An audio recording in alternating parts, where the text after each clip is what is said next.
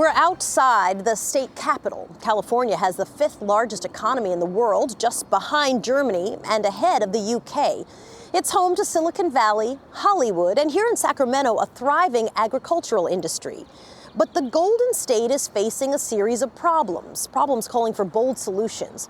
We start in Paradise, California, roughly 90 miles north of Sacramento. The town is on life support after the deadliest and most destructive wildfire in the state's history. The flames raced through the town last November, killing 85 people and destroying 18,000 structures, just about everything in its path.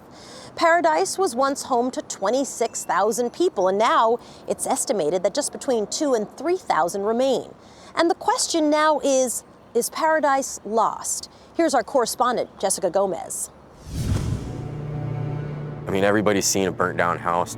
No one's seen a burnt down, town. I think that if you watched a movie that had the end of times, that's what this town feels to me like now. Like the apocalypse happened. It's just horrific. Paradise, California, a town stopped in its tracks last November 8th. The sounds of Charles and Rachel Rogers' life crunching under their feet. Like most here, they lost everything. Wow, the iPod. With no renter's insurance, they're starting from scratch in Yuba City. It's the real simple things too, like our walls in our new place are bare. We have no pictures, we have nothing. Most of those here now are cleanup crews. From above, their work seems insurmountable. Miles and miles of ash and rubble. 6 months after the fire, fewer than 4,000 of the 11,000 properties have been cleared. And that's just the first step. You have to clean their property, you have to sample the soil, you have to make sure they've got water, that their sewage system is still operating, they've got power before we can even begin to think about putting people back on their property. Here's my old sleeping bag. Maureen Curtis finally moving into a new FEMA trailer at a nearby campground. She's one of the lucky ones. Hundreds more are on the waiting list. Imagine, moving 14 times in 4 months when you've lived 23 years in the same spot and you have nothing because everything burned. Bedroom lamp. Coming up here again today is not any easier. It's just devastation. It's heartbreaking. Woody and Debbie Stern say they don't have the time to wait for the remains of their dream home to be hauled off. They've already bought a new house in Red Bluff. I couldn't live here again, just surrounded with those memories and the way it used to be, because it's not going to be that way anymore. For those left behind, daily struggles. The water in Paradise still not safe to drink. Nice. How much water?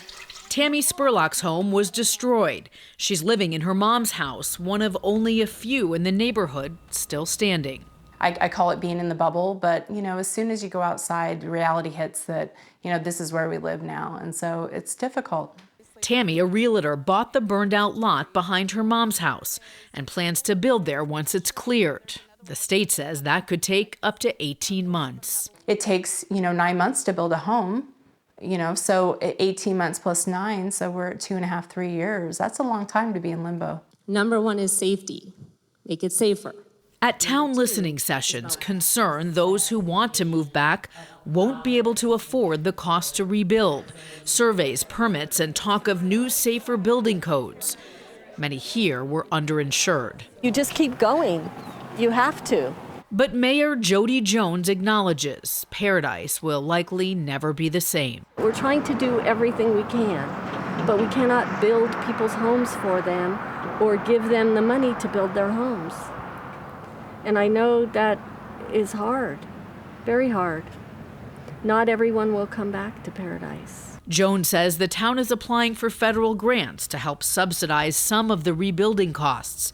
And every day, more Paradise businesses are reopening. Thomas Sinclair's auto body shop is up and running. As long as I can pay the bills and not go under, I'll stick it out. Sticking it out. Surrounded by the reminders of what was lost here, and finding optimism in what Paradise could one day become. When you think about this 2-bedroom place that you're going to build right behind your mom's, Do you sort of feel hopeful and optimistic that Paradise will come back? I think it'll come back one home at a time. It'll be beautiful again, and I think if you, have a little hope, you'll see it. In Paradise, California, for Matter of Fact, I'm Jessica Gomez. California fire investigators say the state's largest utility provider, Pacific Gas and Electric's power lines, sparked the deadly fire.